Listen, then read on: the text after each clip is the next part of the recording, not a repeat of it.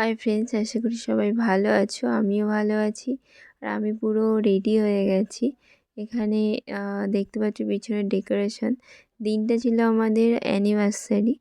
তো দেখতে দেখতে অনেক ঝগড়াঝাটি, হাসি কান্না, সুখ দুঃখর মধ্য দিয়ে 5টা বছর কাটিয়ে ফেললাম। তাই নিজেদের মতো করে একটা ছোট্ট সেলিব্রেশন করছিলাম। আর নিজেদের ভালো লাগা খারাপ লাগাগুলোকে তো নিজেদেরকেই দেখতে হবে। আমি সবসময় চেষ্টা করি আমাদের অ্যানিভার্সারি আর হাজব্যান্ডের বার্থডেতে আমি সারপ্রাইজ কিছু দেওয়ার জন্য। কারণ আমি মনে করি যে হাজব্যান্ডরাই সবসময় ওয়াইফকে সারপ্রাইজ দেবে এমন তো কোনো কথা নেই। তো দুজন দুজনকেই দিতে পারে। কিন্তু হাজব্যান্ড যেহেতু আমাদের জন্য এত কিছু করে, মানে আমাদের ভালো রাখার জন্য, ভালো থাকার জন্য সবসময় পরিশ্রম করে, নিজের ভালো খারাপ কোনোটাই দেখে না।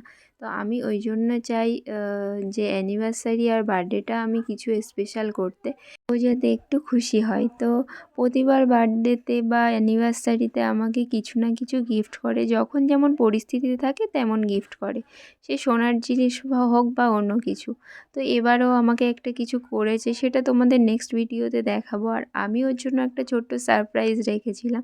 যেহেতু ও আমাকে প্রতিবারই দামি কিছু দেয়, আমি কোনোবারই দামি কিছু দিতে পারিনি। তো এবার ভাবলাম একটা চেষ্টা করে দেখি, ওর জন্য একটা ছোট্ট সারপ্রাইজ রেখেছি। তো আমি হাজব্যান্ডকে কী গিফট করলাম বা হাজব্যান্ড আমাকে কী গিফট করলো নেক্সট ভিডিওতে দেবো। তো এখনকার মতো টাটা, সবাই ভালো থেকো।